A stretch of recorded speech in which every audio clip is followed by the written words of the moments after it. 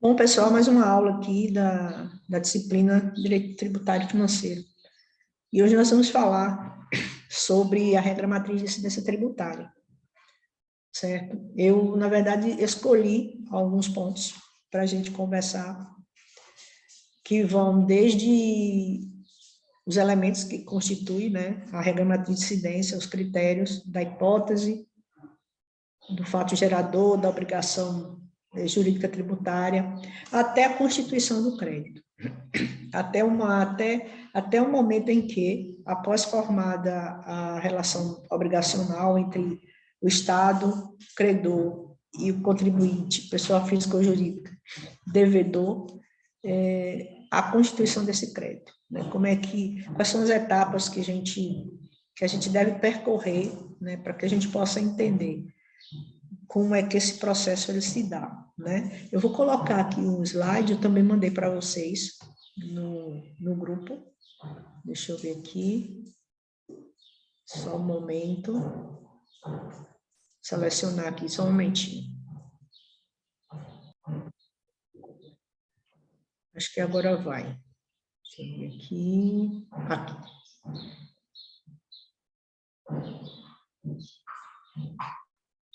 Vocês conseguem ver aí?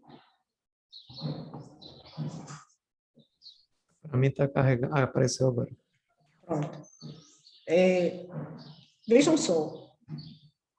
Quando a gente começa lá no início das nossas aulas a falar de modo mais especial com relação ao direito tributário, a gente coloca para vocês que o objeto, né, do direito tributário, em síntese, ele corresponde à discussão, a conversar, a entender a relação obrigacional entre físico e contribuinte, no que diz respeito a entender essa relação do ponto de vista do processo de arrecadação do tributo, nas suas diversas espécies, né? Impostos, taxas, contribuição de melhoria, empréstimos compulsórios e contribuições especiais. Nós vimos aqui que o tributo, enquanto prestação pecuniária compulsória, conforme dispõe o artigo 3 do Código Tributário Nacional, ele tem 5 espécies tributárias. Isso já está consolidado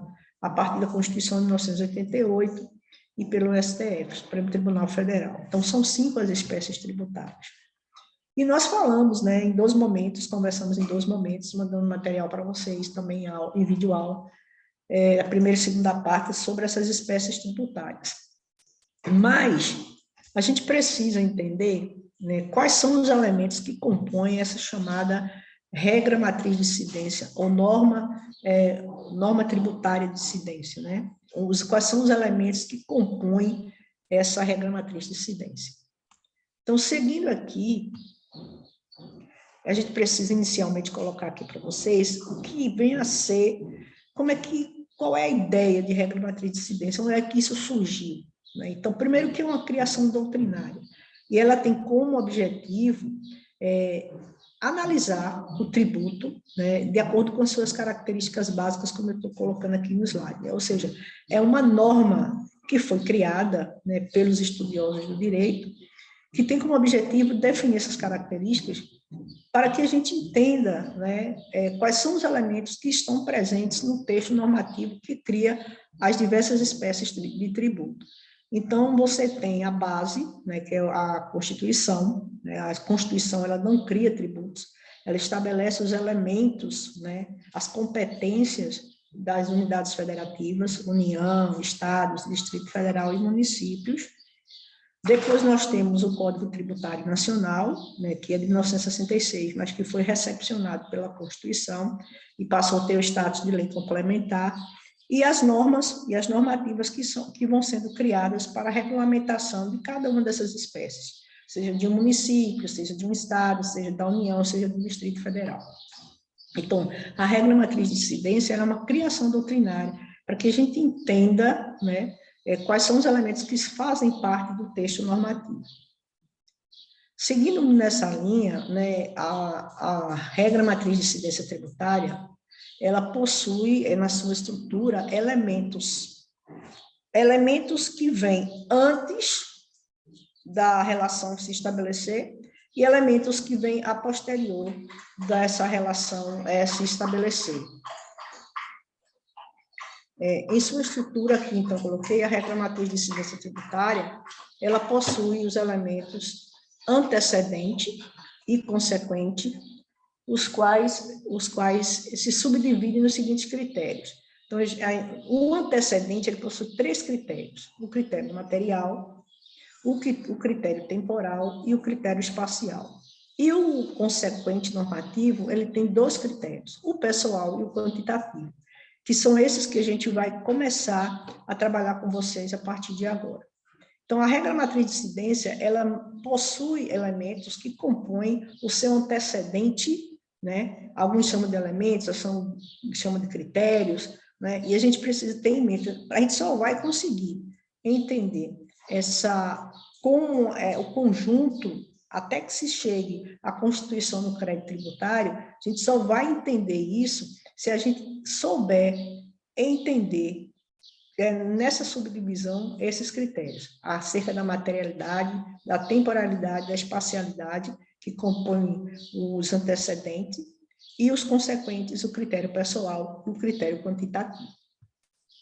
Muito bem. Então, a regra matriz de incidência, conceitualmente, ela possibilita o quê? Definir um fato jurídico tributário delimitado na hipótese. Então, a primeira coisa que a gente precisa entender é que antes de qualquer coisa, antes de se cobrar, antes de se majorar, qualquer substrato, qualquer movimentação que seja feita relacionada a um exercício de competência, o princípio que vai nortear, né, a regra matriz de incidência é o princípio da legalidade tributária. Então, a regra matriz de incidência tributária possibilita definir o fato jurídico tributário onde? Na lei. Então, a delimitação do fato jurídico tributário, hipoteticamente, de modo abstrato, ela vem de uma descrição na lei.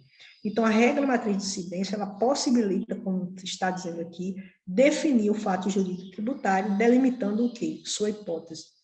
Identificando, assim, a obrigação tributária em seu consequente.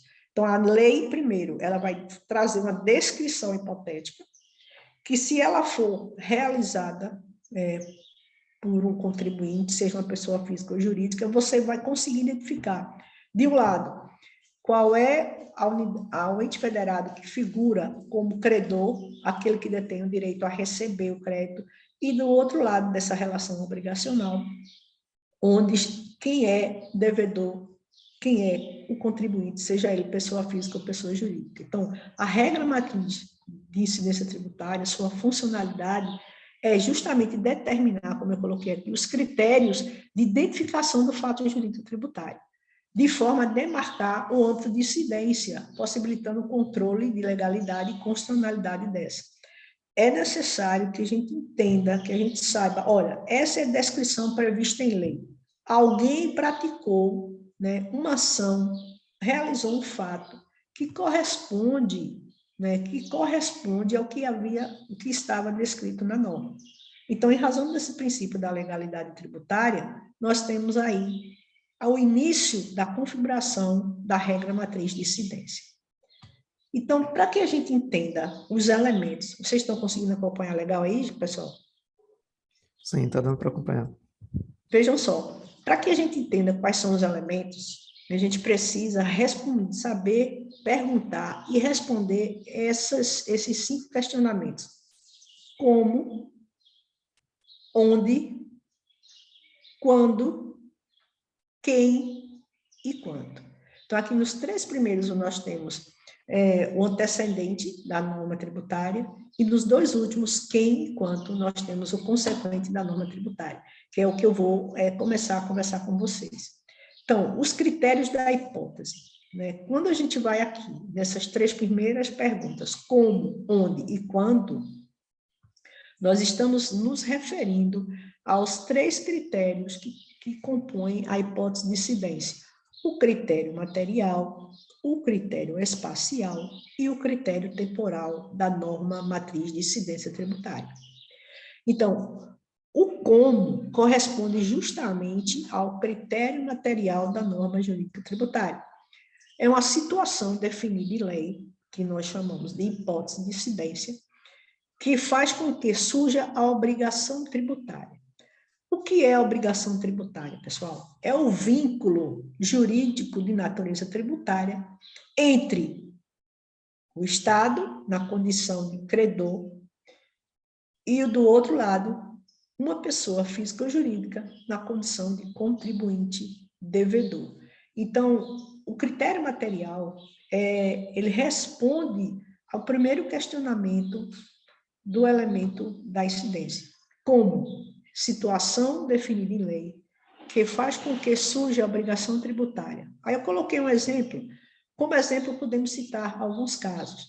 Ser proprietário de um imóvel urbano, que sobre esse fato incide IPTU, Imposto Predial Territorial Urbano, que é um imposto, né, de competência do município. Um outro fato, se realizado no mundo real, ser proprietário de veículo automotor, sobre o qual incide IPVA, que é um imposto de competência dos estados, ou ainda prestar serviços, imposto ISSQN, Imposto sobre Serviços de Qualquer Natureza, que é um imposto de competência municipal e assim por diante. Então, primeiro, a descrição da lei. A lei é que vai descrever quais situações, hipoteticamente, em sendo realizadas no mundo real, configuraria a incidência de uma espécie tributária. No caso aqui, eu trouxe exemplos de impostos. O imposto municipal, IPTU e o ISS, e o imposto estadual, o IPVA. Quando nós vamos responder o segundo questionamento, onde nós estamos nos referindo ao critério espacial da norma matriz de incidência tributária. Então, segundo esse critério, será definido o local onde é devido o tributo em questão. Utilizando os mesmos exemplos que nós damos anteriormente, somente para facilitar o entendimento, a gente tem o seguinte: município onde está localizado o imóvel urbano. Então, quando você se torna proprietário de um imóvel, onde está situado aquele imóvel? Em qual município está situado aquele imóvel? Então, o critério espacial, geográfico, que vai delimitar a quem é devido aquele imposto. Então, toda vez que a gente fala sobre um imóvel urbano, a primeira coisa que a gente tem que observar para saber qual município é devido, né, o pagamento daquele imposto, nós vamos verificar onde o imóvel está localizado. E onde é que a gente vai saber isso?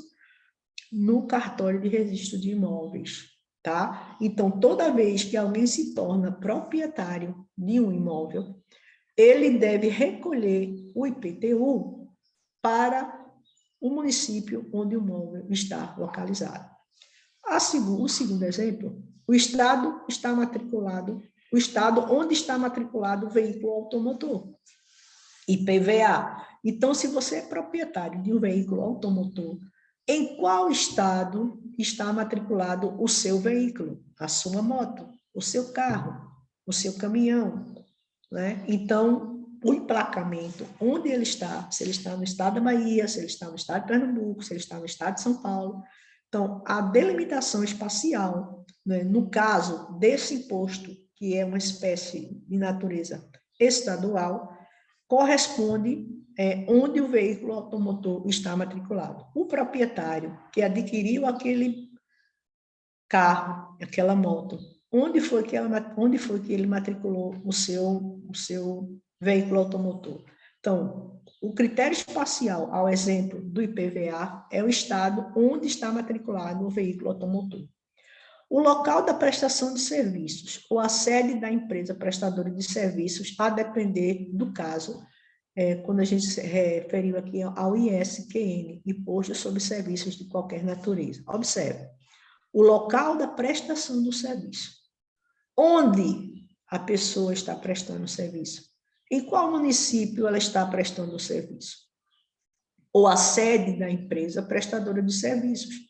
Então, existem duas possibilidades, né? Ou o local em que o profissional está prestando o serviço, ou o local onde é a sede da prestadora de serviços. Então, aqui nós temos esses 3 exemplos, para que a gente entenda que responder onde nós estamos falando sobre o critério espacial do tributo. Ó, gente, qualquer dúvida, se tiver rápido demais e tal, vocês podem falar, tá bom? Uma terceira questão, né, ainda sobre o antecedente tributário, é responder a pergunta: quando?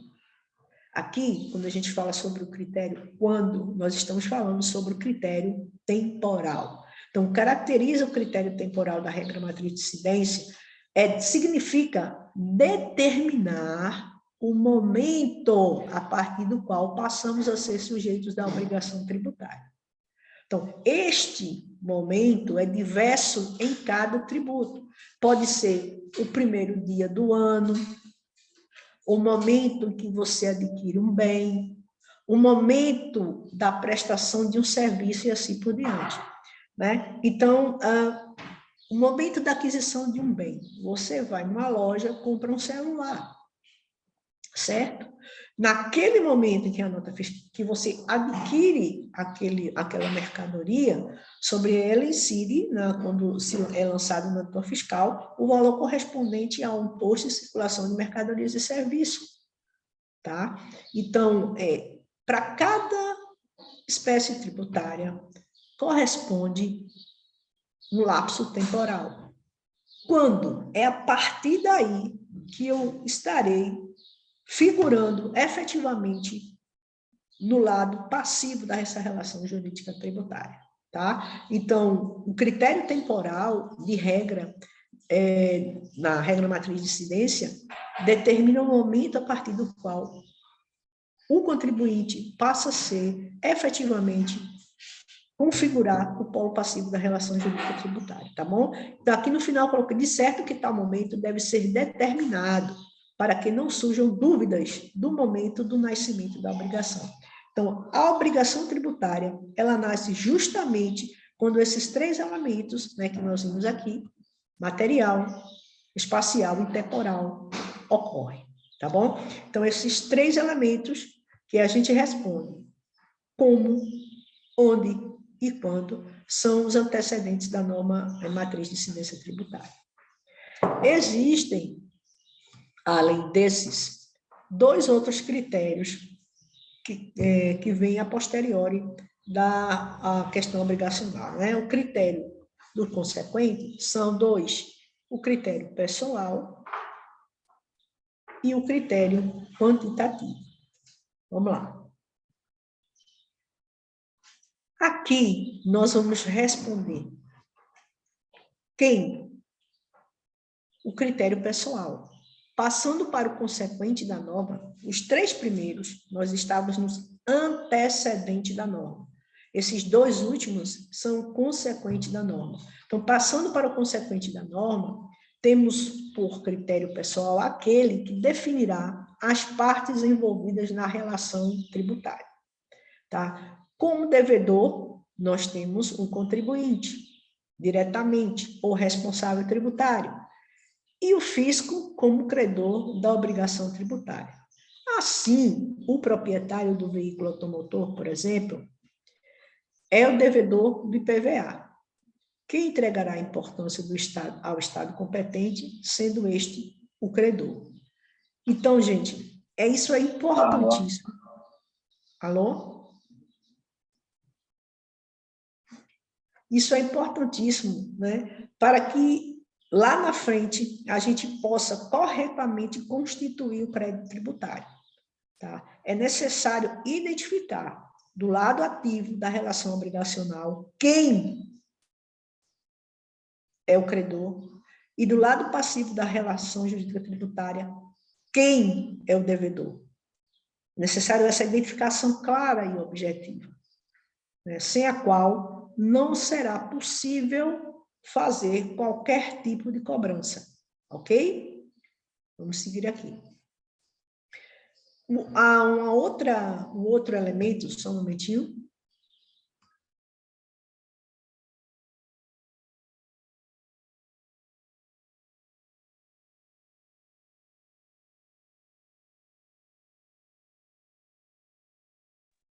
Vamos lá. O quinto desses elementos, né, que fazem parte do consequente, é o chamado, você precisa responder a seguinte pergunta: quanto? Quanto o quê? Quanto é devido? Nós estamos aqui falando sobre o critério quantitativo. Esse critério é critério por meio do qual é possível mensurar o valor da obrigação tributária. Quanto é devido? Quanto é devido ao contribuinte, pessoa física ou jurídica, pagar, né? Então, para que se faça isso, como é que se vai chegar a esse valor, a essa valoração? Por meio da aplicação, via de regra, de uma alíquota sobre uma base de cálculo. Então, assim, vamos tomar como exemplo o IPVA, né? A alíquota em lei será aplicada sobre a base de cálculo, a qual, via de regra, corresponde ao quê? Ao valor de mercado do veículo. Então, se um veículo automotor, um carro, uma moto, um carro vale 100 mil reais, a depender do estado onde ele foi matriculado, né, tem que verificar na lei qual o percentual que se aplica àquele valor. E, anualmente, né, é cobrado o respectivo IPVA. Então, o valor sobre o qual incide a alíquota para efetivação da quantificação do que deve ser pago pelo contribuinte, no caso do IPVA, é o valor de mercado do veículo.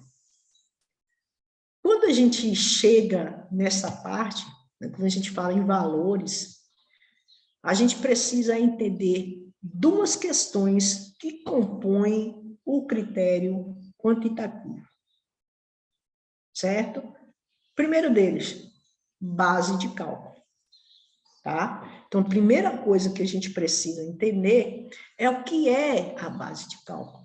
A base de cálculo é o valor sobre o qual é aplicada a alíquota percentual, para que seja apurado o valor do tributo a ser pago. Então, a base de cálculo, ela é definida por qual norma? Por uma lei complementar. Que lei complementar? Aquela que institui e regulamenta cada uma das espécies. Então, onde o carro está matriculado, onde o seu imóvel foi comprado, está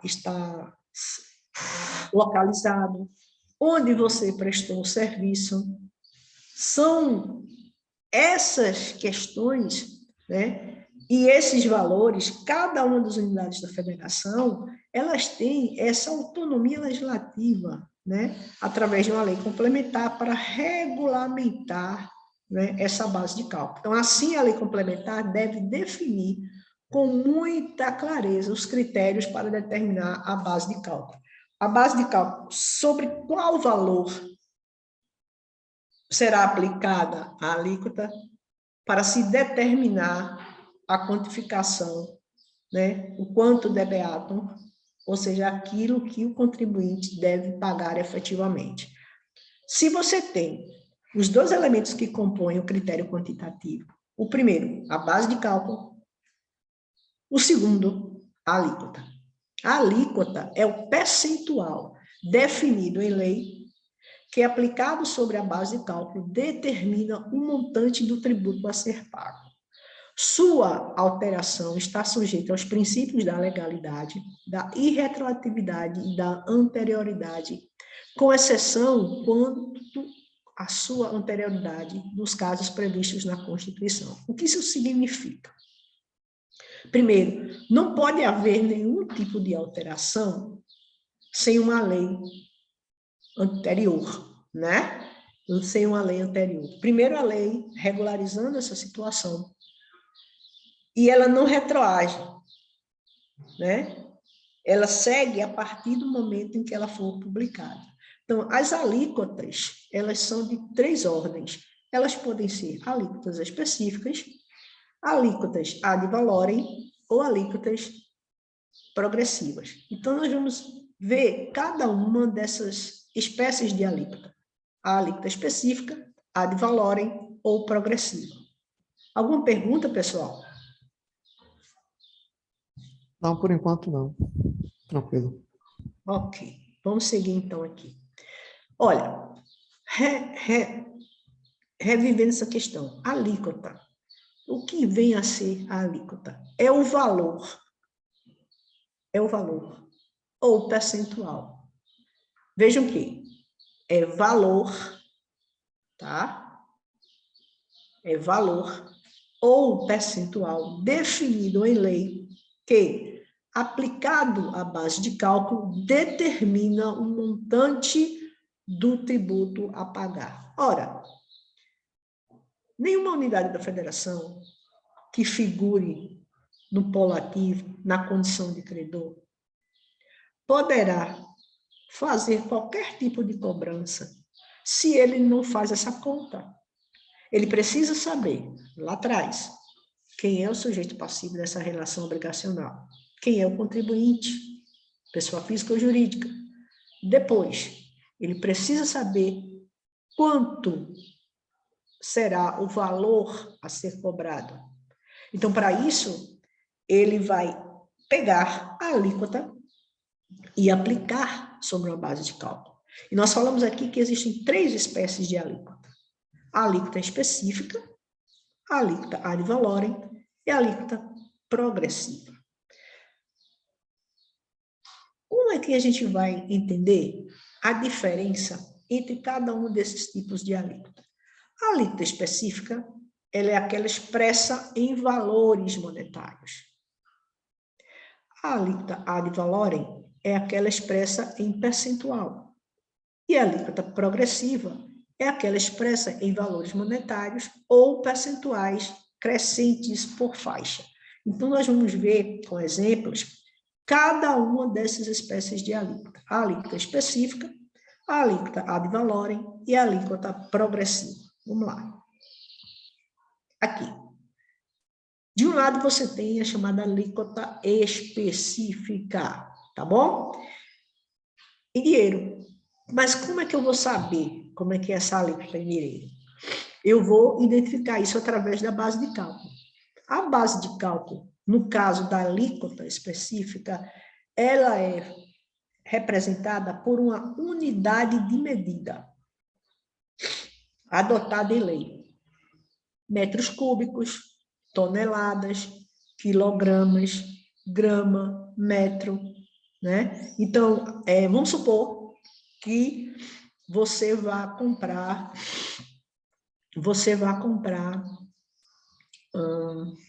madeira, ferro, né?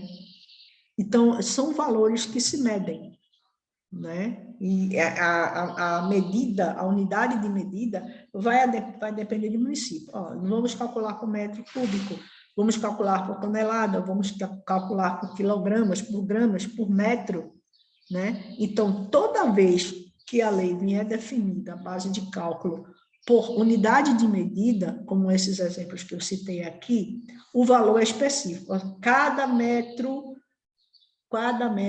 será calculado à base de R$20. Cada metro, R$20. Cada quilo, R$1, certo? Cada tonelada, R$5. Então, a alíquota específica, a base de cálculo se dá por medida. E essa medida, essa unidade de medida, ela vem definida na lei.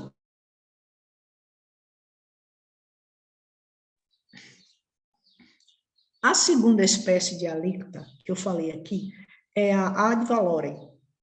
A ad valorem, ela é representada por um percentual. Sabe por quê, gente?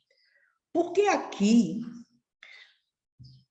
ela vai depender ela não tem valores fechados, não tem como ter os valores fechados. Por exemplo, sobre tantos por cento sobre o faturamento líquido, tantos por cento sobre a receita bruta da empresa, tantos por cento sobre a operação de crédito, tantos por cento sobre o valor da compra em razão do valor aduaneiro, certo? Então, em razão dessa base de cálculo, eu não tenho como determinar quanto será o meu faturamento, quanto será a minha receita bruta, quanto será a minha receita líquida ao final do ano, né? Então, para evitar, né, essa dificuldade, então, em algumas situações, como no caso de faturamento, receita, valor da operação, valor aduaneiro, nós aplicamos uma alíquota chamada ad valorem, tantos por cento sobre o faturamento, tantos por cento sobre a receita bruta, tantos por cento sobre o valor da operação, tantos por cento sobre o valor aduaneiro, ok? Então, nessas duas primeiras situações aqui, a alíquota específica, a base de cálculo, se dá por unidade de medida.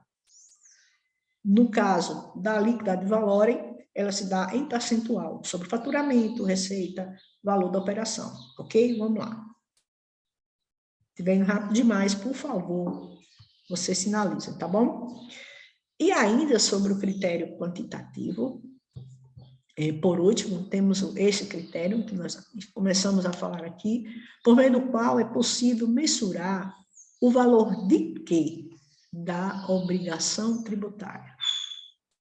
Né? Se você tem, já se configurou a relação obrigacional, eu sei de um lado quem é o credor, sei do outro lado quem é o devedor, e agora eu preciso mensurar quantitativamente quanto se deve pagar, né? Então, isso só é possível por meio da aplicação da alíquota sobre base de cálculo. Seja ela uma alíquota específica, expressa em valor monetário, ad valorem, expressa em percentual ou progressiva. Então, vamos lá. E a alíquota progressiva, deixa eu ver se eu coloquei aqui. Tá, vou voltar um pouquinho aqui. Voltando a essa questão, assim, voltando mais uma vez ao exemplo do IPVA, a alíquota prevista na lei será aplicada sobre a base de cálculo, a qual, via de regra, corresponde ao valor do veículo. Se fosse um imóvel, seria o valor venal do imóvel. Quando a gente vem ainda sobre a questão da alíquota, e aí a gente vai referir à alíquota progressiva, um exemplo aqui, né, é a tabela do imposto de renda, certo?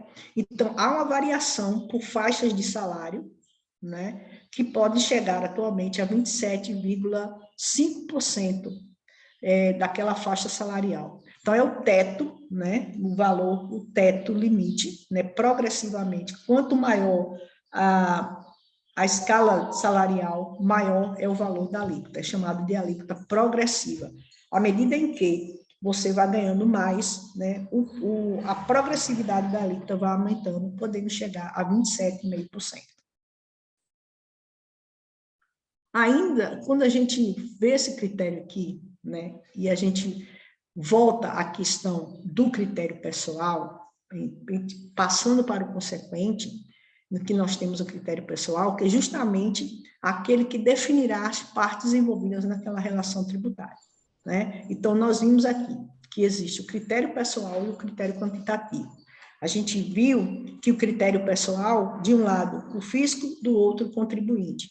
E nós vimos que o critério quantitativo é o valor. Para se chegar a esse valor que deve ser pago pelo contribuinte, é necessário aplicar alguns tipos de alíquota. Pode ser a alíquota específica, pode ser a alíquota ad valorem, ou pode ser a alíquota progressiva, como no caso do imposto de renda, tá bom? Então, voltando a um desses elementos, a um desses critérios, que é o critério pessoal, quando a gente passa para o consequente da norma, que nós temos o critério pessoal, aquele que definirá as partes que são envolvidas.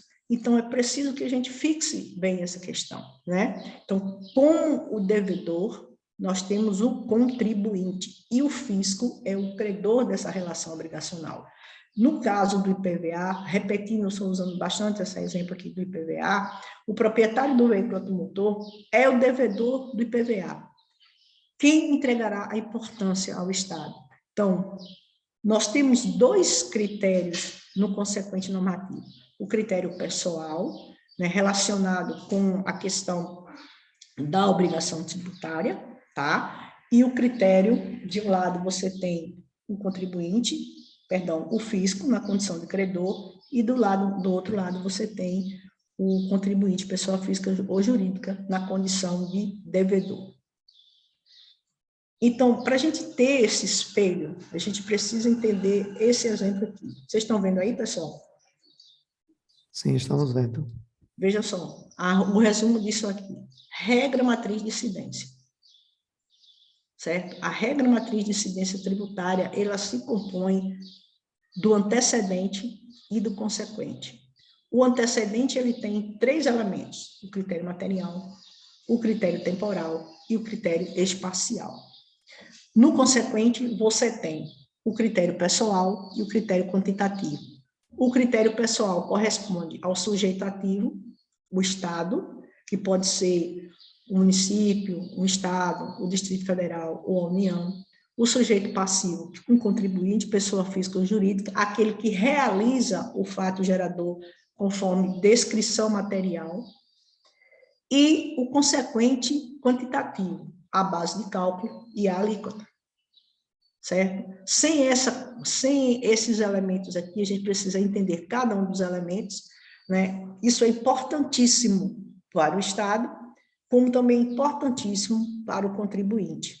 É super importante que nós possamos entender cada um desses elementos que compõem a regra matriz de incidência tributária.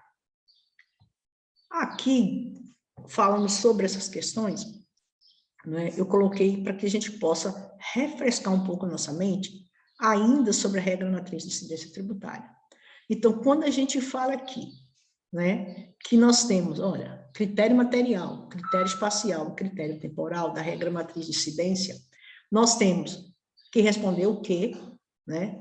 Qual é a descrição prevista na lei, qual é a hipótese de incidência, qual é o fato gerador, que sendo realizado no mundo real, sobre ele incide a cobrança de um determinado tributo. O critério espacial, onde, em qual local é devido o tributo, né? Aquele tributo é de qual município, aquele tributo é de qual estado, aquele tributo pertence à União, é do Distrito Federal.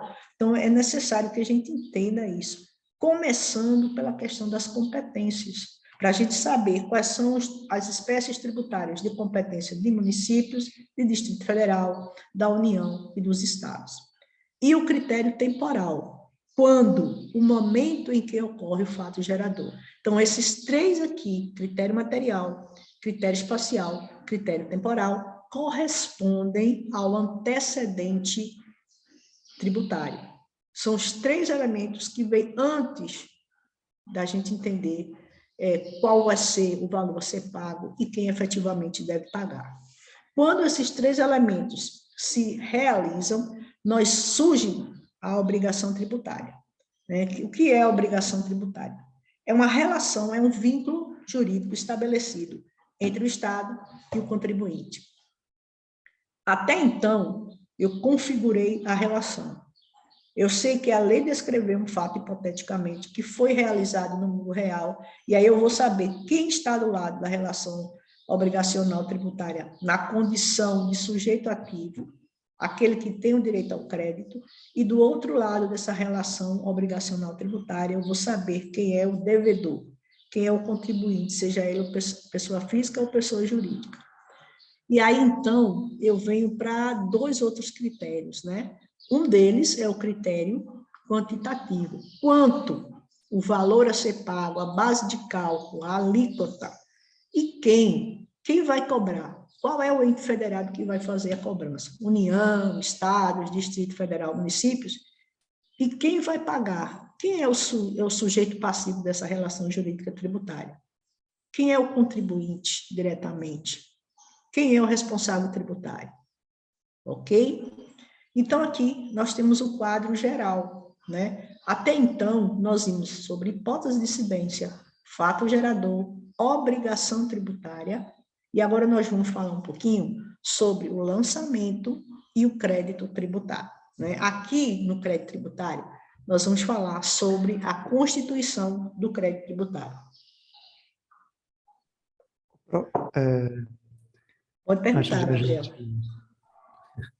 Antes de a gente continuar, no caso a alíquota, ela vai ser definida por quem exatamente? Pelo ente que vai criar. Deixa eu voltar o tributo. aqui. Exatamente. Vejam só, nós temos três tipos de alíquota. Até aí você entendeu, né? Que existe uma alíquota específica, ad valorem e progressiva.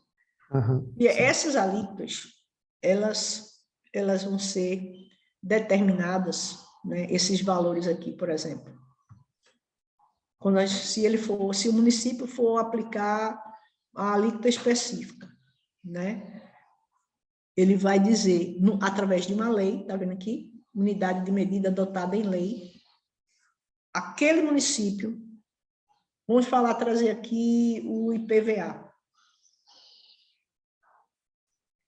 IPTU, perdão. Vamos trazer aqui o IPTU, que é o Imposto Predial Territorial Urbano, que é um imposto municipal, certo? Cada município vai ter a sua lei regulamentando esse imposto, certo?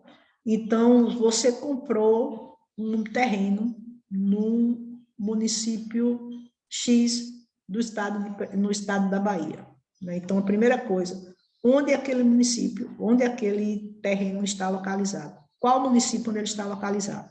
Certo? Está localizado em município X e esse município pertence ao estado da Bahia.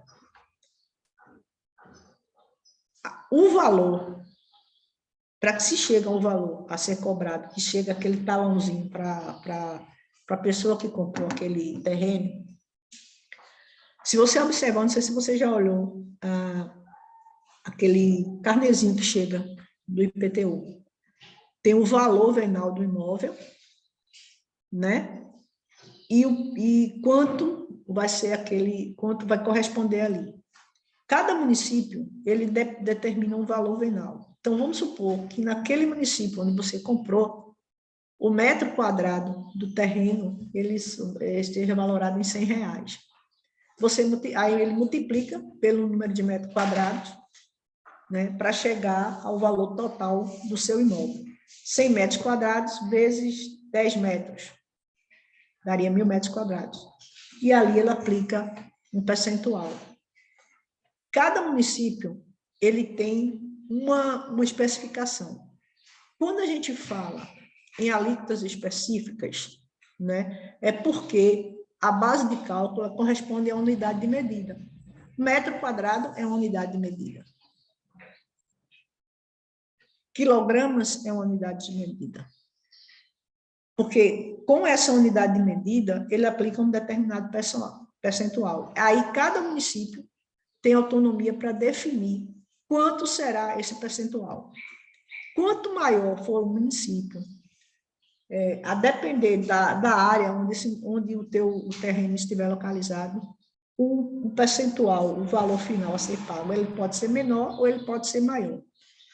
Então, cada município ele tem autonomia para definir, né, os valores que serão cobrados. E isso é definido como? Isso é definido através de lei. Se nós estivéssemos falando aqui do imposto de renda, Gabriel, por exemplo, né, o percentual, né, o critério da alíquota seria progressivo, porque tem uma tabela, certo? Quando você está falando, por exemplo, em IPTU, em PVA, nós estamos falando de alíquota específica, porque eles se dão através de medidas. Se nós estivéssemos falando sobre contribuição ao INSS, de uma empresa, nós estaríamos falando sobre o faturamento. E aí, a alíquota aplicada seria a ad valorem, né? Então, em resumo, quem vai estabelecer o valor da alíquota é a unidade da federação que tem a competência legislativa para criar aquela espécie tributária. A depender da situação, do fato gerador específico, a alíquota será sobre uma unidade de medida, como no caso aqui eu citei o exemplo do imóvel, que é 1 metro quadrado. Se for uma contribuição ao INSS, por exemplo, poderá ser sobre o faturamento ou sobre a receita, e aí a unidade de medida da alíquota será ad valorem. E se nós estivéssemos falando sobre o imposto de renda, por exemplo, que é de competência da União, né, seria uma alíquota progressiva, seria uma tabela do menor valor salarial para o maior valor salarial. Não sei assim, se ficou esclarecido ou se ficou mais dúvida do que certeza. Não, ficou claro. É porque eu sempre Valeu. gosto de colocar os exemplos e tal, que talvez facilita, né? Sim, sim. Porque, assim, a Constituição, ela não cria tributos, mas ela estabelece as competências. E quais são os tributos de qual unidade da federação? Então, no caso, por exemplo, do ICMS, do ISS, né, tem a lei geral, né? Então, a União cria a lei geral. E, no caso do ICMS, cada estado, ele cria regulamenta a regra geral, né, que está na lei geral, criada pela União, e existe uma lei geral do ISS, quais são os tipos de serviço, né? Então, cada município vai regularizar. Dentro disso, eles têm um limite. Por exemplo, o imposto sobre serviços, o limite é 5%. O imposto sobre ICMS, o limite é 17%. Então, pode acontecer de um município, no caso de ISS, eu vou cobrar 2%, mas o outro município não, eu vou cobrar 5%, vou cobrar no limite. Pode ser que um determinado estado resolva cobrar 12%, apenas não vai no limite do ICMS. Então, existe essa autonomia, né? A Constituição vai estabelecer os parâmetros gerais, dizer quem tem competência para o quê, né? A União, em alguns casos, tem a competência geral, como no caso do ICMS, a lei geral do ICMS, a lei geral do ISS, e daí para frente, existe uma autonomia legislativa por parte da União, dos estados, do Distrito Federal e dos municípios. E uma dessas autonomias é justamente da aplicação de alíquotas, né?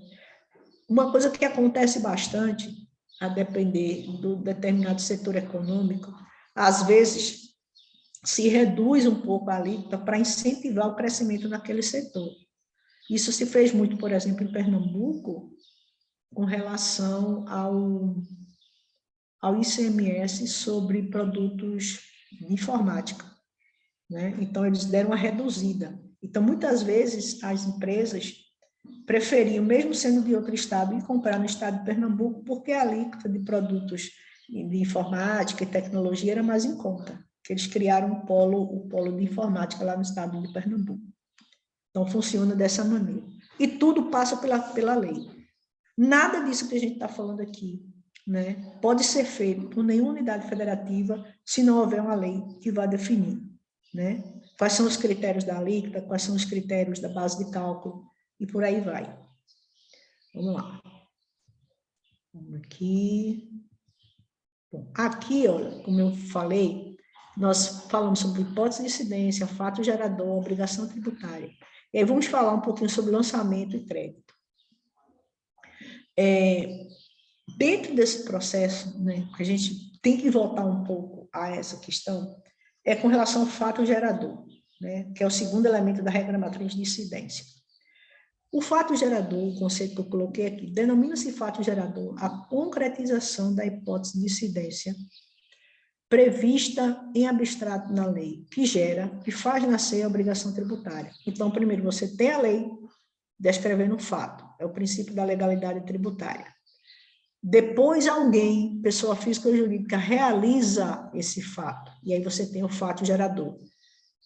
É o que se chama em direito tributário a subsunção do fato à norma, né? Então, até então, existia abstratamente na lei.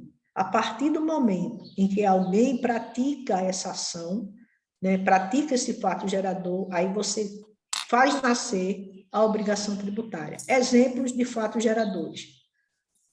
A lei diz prestar serviço.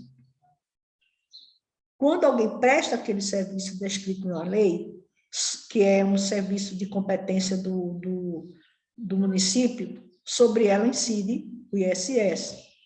Fazer circular mercadorias, que é um tributo na espécie imposto de competência dos estados, você tem o ICMS.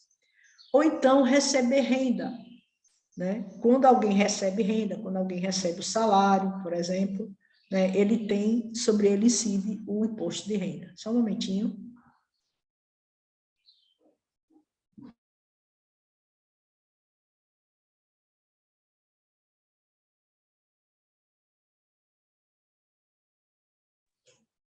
Vamos lá.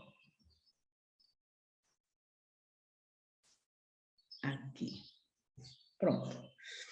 Então, quando a gente fala sobre a obrigação tributária, né, a gente tem que ir lá no artigo 113 do Código Tributário Nacional, que diz o seguinte, em seus 2 parágrafos, primeiro e segundo. A obrigação tributária, né, que é uma incumbência do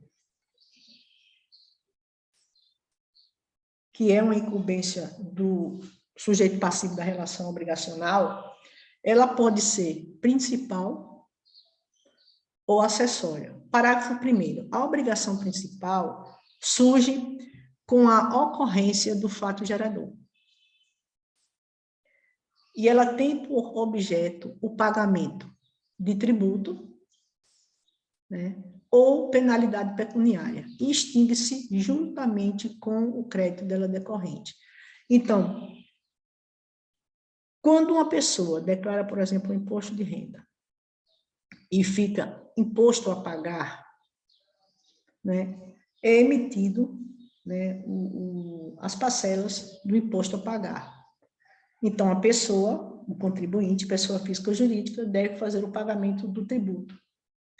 Ou então, ela foi multada, né? Por exemplo, ela não declarou imposto de renda tempestivamente. Então, sobre a intempestividade da declaração de imposto de renda, incide uma multa, uma penalidade pecuniária. Então, a obrigação tributária principal surge com a ocorrência do fato gerador, tem por objeto o quê? O pagamento do tributo ou a penalidade pecuniária. Então, o conteúdo da obrigação tributária principal é de natureza patrimonial, ou seja, o sujeito passivo entrega numerário ao Estado, ele paga em dinheiro.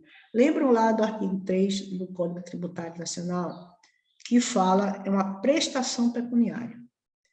O parágrafo 2º do mesmo artigo aqui citado, artigo 113, fala sobre a obrigação acessória. A obrigação acessória decorre da legislação tributária e tem por objeto prestações positivas ou negativas nela previstas no interesse da arrecadação e da fiscalização dos tributos. As obrigações acessórias objetivam dar meios à fiscalização tributária para que esta investigue e controle o recolhimento de tributos. O que é isso? Nós vimos aqui que a obrigação principal é o pagamento, em decorrência de um fato gerador ou de uma penalidade. Já a obrigação acessória é uma prestação positiva ou negativa. O que isso significa? Uma prestação positiva. A lei vai estabelecer algumas obrigações, né, que devem ser feitas, realizadas pelo contribuinte. como também, né, a legislação pode estabelecer algumas abstenções por parte do contribuinte. A lei vai dizer, olha, você precisa fazer isso, é uma obrigação positiva. Você não pode fazer isso, é uma obrigação negativa. Vou dar um exemplo. Tem alguns livros fiscais, né, que são obrigatórios. Livro caixa. Uma outra obrigação é emissão da nota fiscal, então tem que ter o talonário da nota fiscal, né? Assinatura e baixa de carteira de trabalho. Então, existem obrigações, né, que não repercutem financeiramente, tá? Que são as obrigações principais. Ou porque o sujeito passivo, o contribuinte, realizou o fato gerador, ou porque ele tem uma penalidade a ser paga. A obrigação acessória, ela decorre da legislação e ela não corresponde a uma obrigação pecuniária. Ela é uma prestação. O contribuinte, ele tem que fazer alguma coisa, ou ele precisa deixar de fazer alguma coisa. Né? Então, as obrigações acessórias, elas objetivam dar meios à fiscalização tributária para que esta investigue o controle e recolhimento de tributos. A regularidade, aquela empresa está regularmente cumprindo as suas obrigações, ou aquela empresa não está regular, está descumprindo as suas obrigações. Então, a obrigação principal, prevista no parágrafo 1º do artigo 13, a obrigação principal surge em decorrência do fato gerador e tem por objeto o pagamento de tributo ou de penalidade pecuniária. Já a obrigação acessória decorre da legislação e tem por objeto a prestação positiva ou negativa. Vamos lá, seguir aqui. Então, essas obrigações, né, ainda falando sobre obrigações principal e acessória. A obrigação principal, ela surge com a ocorrência do fato gerador previsto em lei e tem por objeto uma obrigação de dar coisa certa, dinheiro, pagar, efetuar o pagamento do tributo ou de uma multa. A obrigação acessória decorre da legislação tributária e tem por objeto deveres instrumentais. A obrigação de fazer ou não fazer alguma coisa. Emitir notas fiscais, apresentar a declaração do imposto de renda. Entendeu a distinção aí? Quando a gente fala em obrigação principal, basicamente é o pagamento do tributo ou de multa. A gente fala de obrigação acessória, a gente está falando de deveres instrumentais. No caso da obrigação principal, é a obrigação de dar coisa certa. Que coisa certa? Dinheiro, pagamento. No caso da obrigação acessória, ela decorre da legislação e tem por objeto deveres instrumentais, ou seja, a obrigação de fazer ou não fazer alguma coisa. Os dois exemplos que eu estou trazendo aqui são a emissão da nota fiscal e a apresentação, a declaração do imposto de renda. Então, os elementos da relação jurídica tributária. Nós temos aqui o sujeito ativo, que é o credor, é aquele que tem o direito ao crédito, é o Estado, e o sujeito passivo, que é o devedor, que é o contribuinte. Qual é o objeto dessa relação jurídica tributária? É uma prestação, que pode ser uma prestação de dar, que é a obrigação tributária principal, como eu falei aqui para vocês, como pode ser a obrigação de fazer ou não fazer alguma coisa, que é a obrigação tributária acessória. Distinções das obrigações acessórias de natureza civil. O vínculo, a hipótese de incidência ou o fato gerador previsto na lei. O fato jurídico, o fato gerador concreto ou simplesmente o fato gerador, o acontecimento do mundo real. Então, os elementos da relação jurídica tributária são sujeito ativo e passivo, o objeto, que é a obrigação de dar, no caso da obrigação principal, ou a obrigação de fazer ou não fazer, como no caso da obrigação acessória. E o vínculo se estabelece pelo primeiro elemento da regra matriz de incidência, que é a hipótese, e o fato gerador. Ambos a partir de uma descrição legal. Então, quando a gente, repetindo, isso é importante, né, essa questão da obrigação tributária principal e acessória, o sujeito passivo é quem é o sujeito passivo? É a pessoa natural ou jurídica obrigada ao cumprimento da obrigação tributária. Ele tem o quê? O dever de prestar o objeto. E ele pode ser o contribuinte direto, né, ou o contribuinte direto responsável. Quem é o contribuinte direto? É o que tem relação pessoal e direta com o fato gerador. Ele praticou o fato gerador diretamente. Foi ele que comprou o carro, foi ele que comprou o terreno, foi ele que recebeu o salário.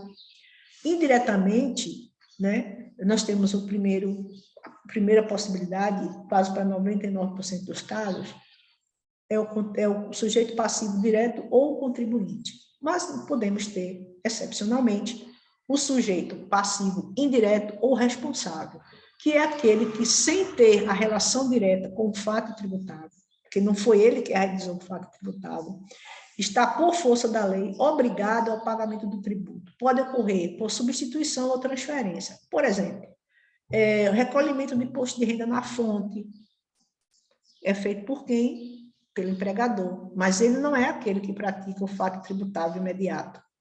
Né? Quem pratica o fato imediato é aquele que recebe o salário.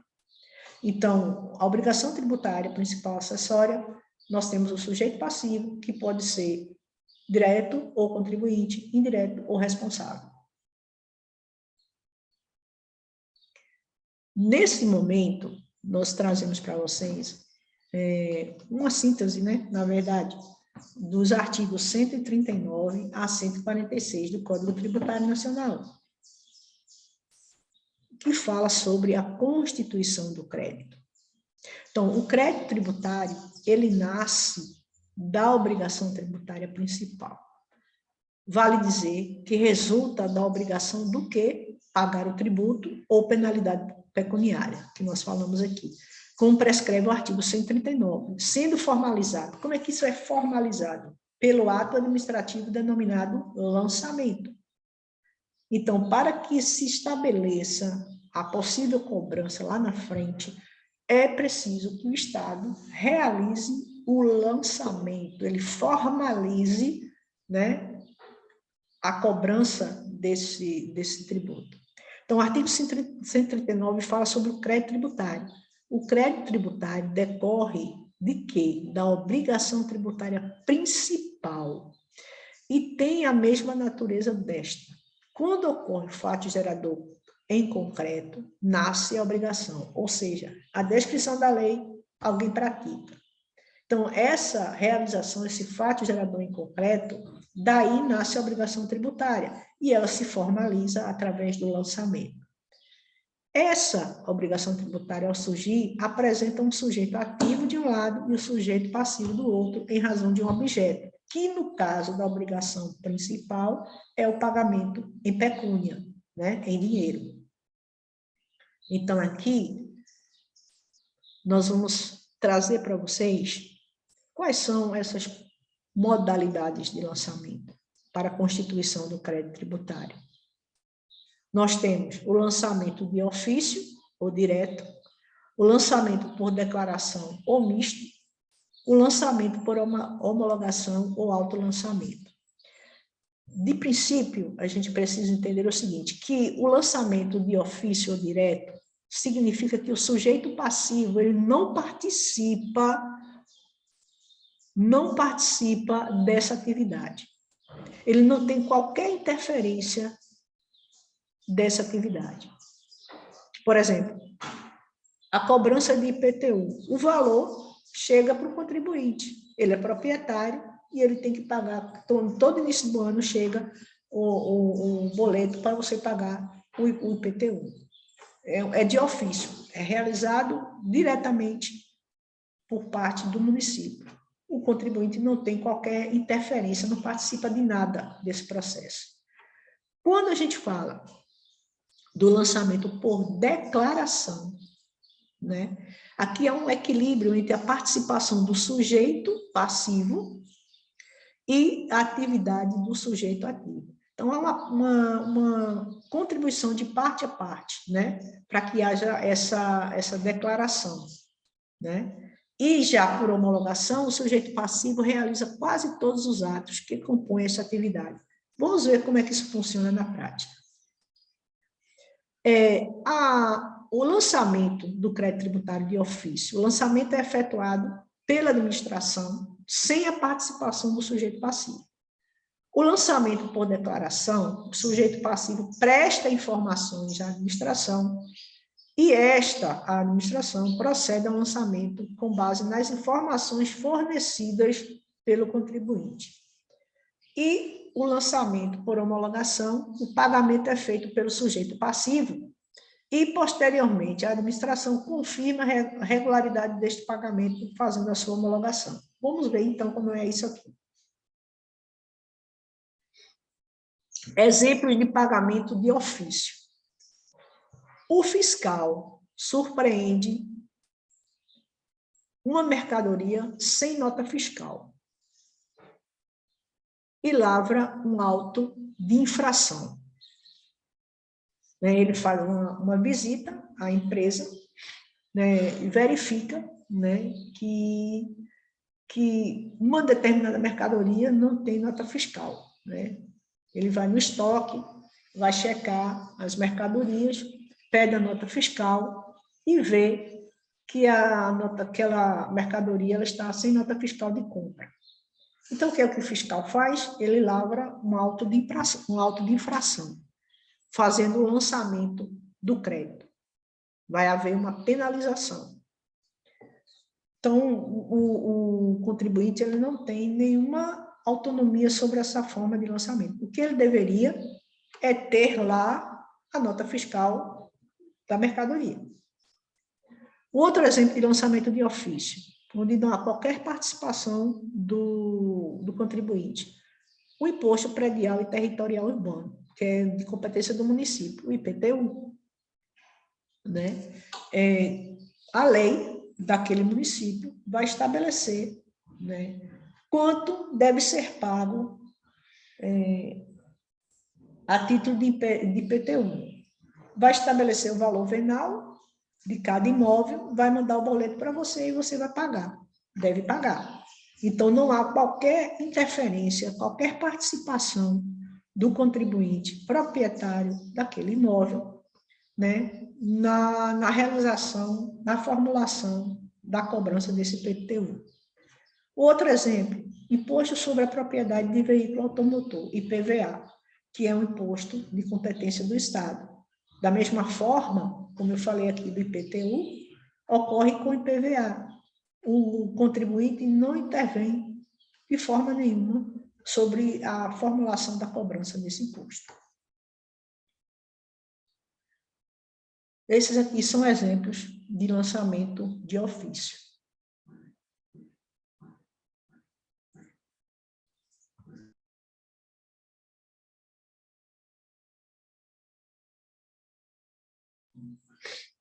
Vamos agora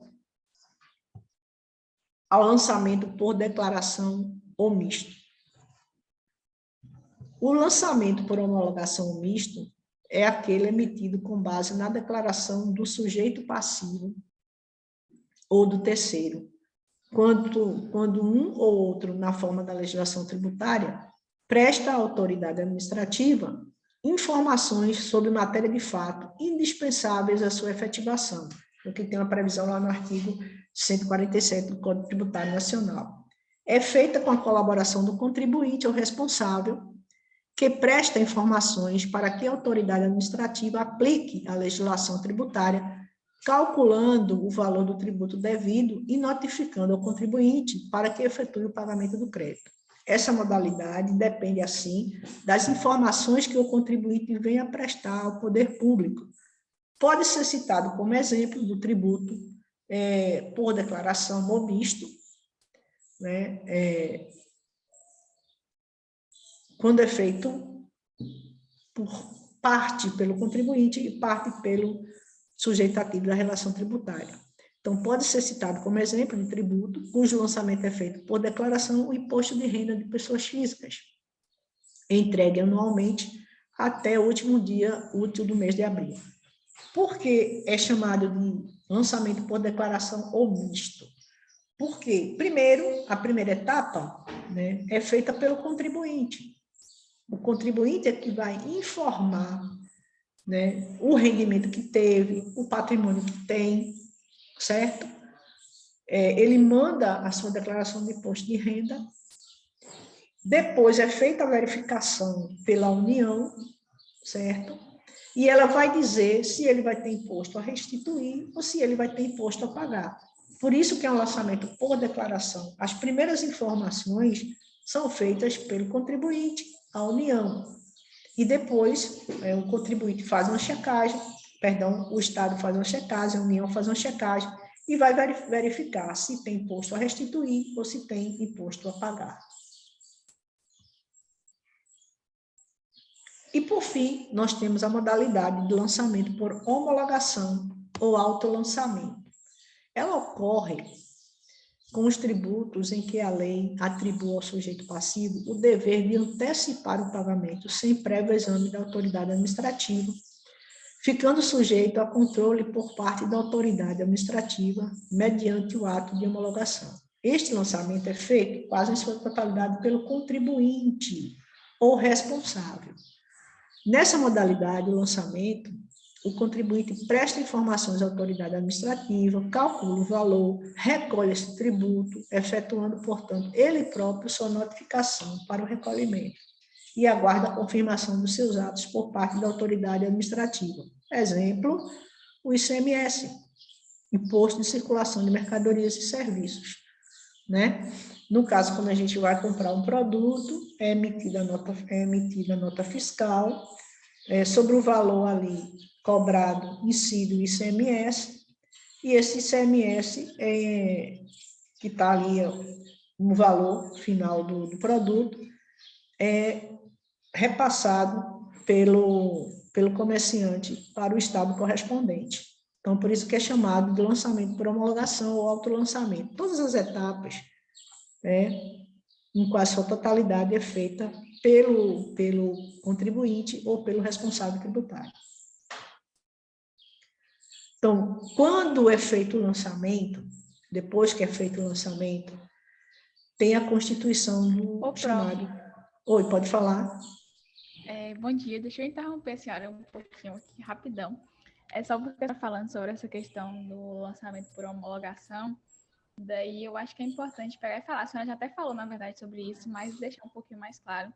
Porque quando o lançamento ele não for feito, que ele deva ser feito por homologação, né? Só que o contribuinte ele não fizer, ele deixar para lá, enfim, nesse caso, o fisco ele vai poder fazer o lançamento de ofício, né? Por vezes ele não faz, mas o que acaba fazendo com que o crédito decaia, né? Mas ele pode fazer o lançamento de ofício. Quando não for feito pelo próprio contribuinte. Bem lembrado, Amanda.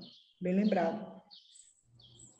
Além dessa questão que você falou, tem alguma outra coisa que você gostaria de acrescentar? Não, por hora é só isso mesmo. Está bem completo esse slide, a fala da senhora. Ok. Ou se você puder depois, acho que dava para, se os meninos quiserem, né, fazer algum exercício com relação a isso, né? Dessa parte. Que você fez a primeira, né? Que você fez com relação ao conceito de tributo, não foi? Uhum. Sim, pronto. Inclusive, é um assunto bem interessante essa questão do lançamento. E é uma coisa que ela é fundamental, na verdade, todas essas etapas, né? Para que seja feita a constituição do crédito, é necessário que seja feito esse lançamento, né? E a regularidade desse lançamento, né? Exatamente.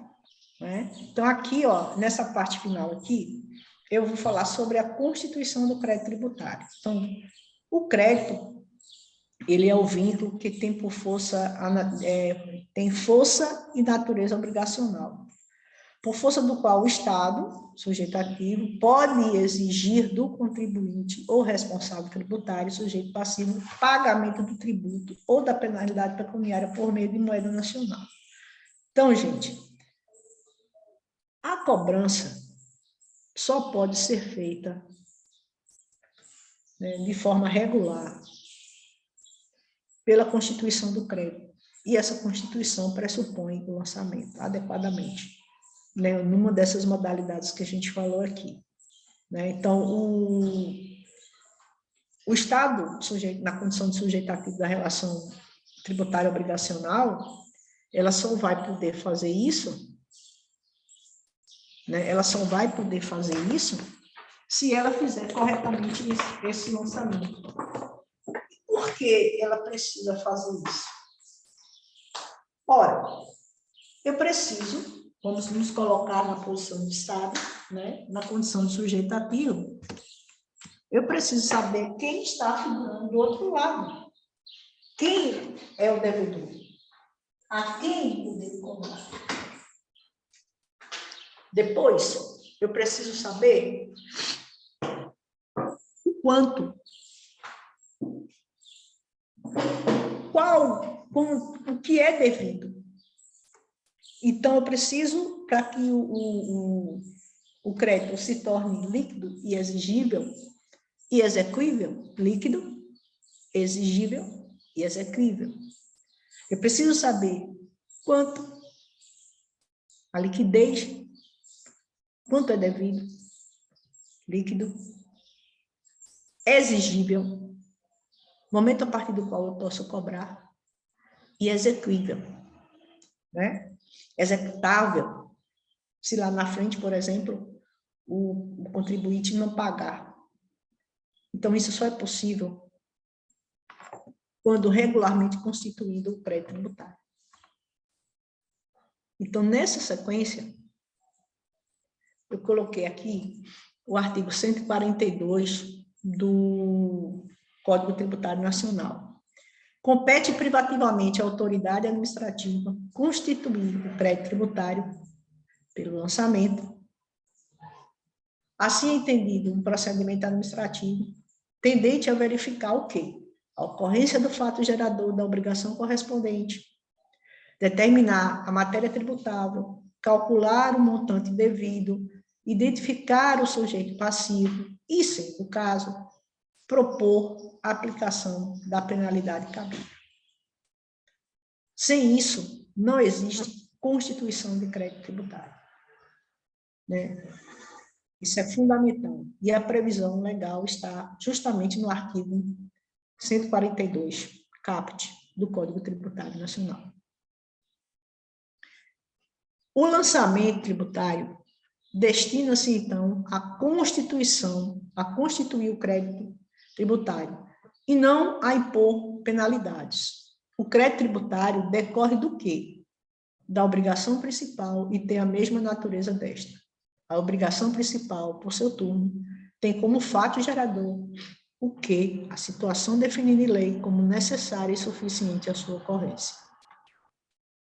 Vamos ver aqui.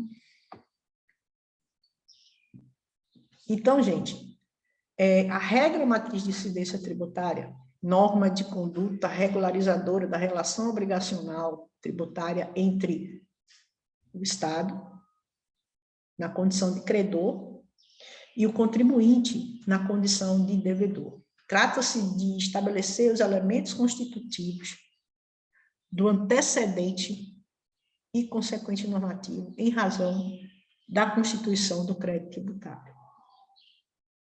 Deixa eu ver aqui, deixa eu abrir um pouco a câmera. Amanda? Oi, Pro. Após a minha fala, né, com relação a essa questão dos tipos de lançamento, né, que você falou, Sim. você teria mais alguma coisa a acrescentar? Ou então, além da questão da Constituição, de que forma se extingue o crédito, o que é que você gostaria de acrescentar aqui ao nosso encontro de hoje? Prof, não tenho muito o que acrescentar, não. Primeiro, porque eu cheguei já atrasado, não peguei toda a apresentação. E a parte que eu peguei, eu achei bem completa. A questão da obrigação acessória, a principal, achei bem boa. você tem algum autor que você recomendasse para os meninos lerem? Ou Pro, como eu já falei para a senhora, o meu queridinho, que eu leio, que eu gosto, é o Leandro Pause. Se vocês quiserem, eu tenho um PDF dele, posso inclusive mandar para vocês. Pronto. Mas tem gente que não gosta, né? Mas enfim, eu tenho vários PDFs, eu posso mandar eles para vocês, o link com todos eles, para que vocês escolham, né, qual que é melhor, porque esse negócio de autor é muito particular de cada um.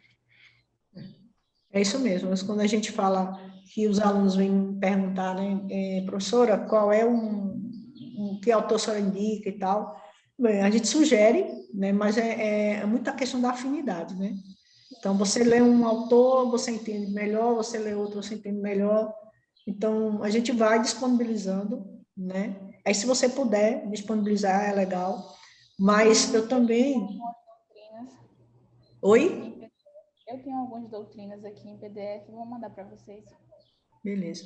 Mas eu digo, meninos, que uma coisa fundamental também é que a gente conheça a legislação, né? Então, ler a Constituição, né, nessa parte que fala com relação da ordem tributária e financeira, ler o Código Tributário, leituras da legislação é fundamental. E aí você vai grifando, vai marcando aquilo que você não tem dúvidas, e aí você vai na doutrina. Uma coisa também que ajuda bastante é artigos específicos sobre os conteúdos, né? Eu acho que é importante também vocês se atentarem ao fato de fazer uma leitura constitucional sobre o Código Tributário, porque tem muita coisa lá que está revogada, que foi revogada tacitamente, então continua lá, mas que não se aplica mais atualmente. Tem uns códigos, tem uma parte que eles são comentados, né? E não é só a lei seca, e aí ele faz essas referências aí também, é fundamental. É porque por mais que a gente trate as questões e a gente apresente no momento da aula, né, a dedicação ela é individual, vai muito do interesse e da disponibilidade também do aluno, né? Tem alguma pergunta que vocês gostariam de fazer, gente?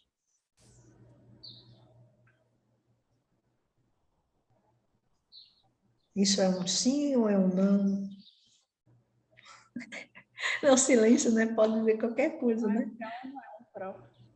Oi? Eu acho que é um não. É um não, né? Vejam só, gente, para hoje, né, era só essa questão. Na semana que vem, a gente se encontra, né, pessoalmente, estarei aí no campus, quero conhecê-los pessoalmente, participem da programação, né, o nosso amigo Gabriel aqui tá contribuindo lá na comissão, tá certo? Então, vai ser um momento muito importante de acolhimento, né, de acolhimento e recepção dos novos alunos, tá bom? Eu desejo a vocês uma boa manhã, né, e até o nosso próximo encontro. Semana que vem eu estou aí no campus. Bom dia a todos. Amanda, obrigada. Gabriel, Robson e demais colegas aqui. Bom dia. Bom dia, professor. Obrigado. Tchau, tchau. Tchau. Tchau, tchau.